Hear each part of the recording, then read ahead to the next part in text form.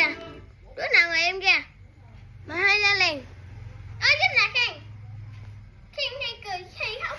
Tới giây một lên giờ buồn ngủ trên nên khóc nghe nghe. Xíu á.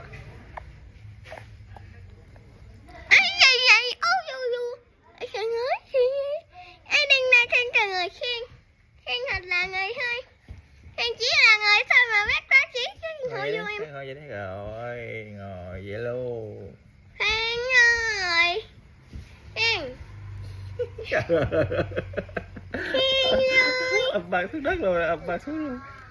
Ập mặt xuống luôn, ập mặt xuống luôn rồi, ập mặt xuống đất luôn rồi, nè, ập mặt xuống luôn, ập mặt xuống luôn.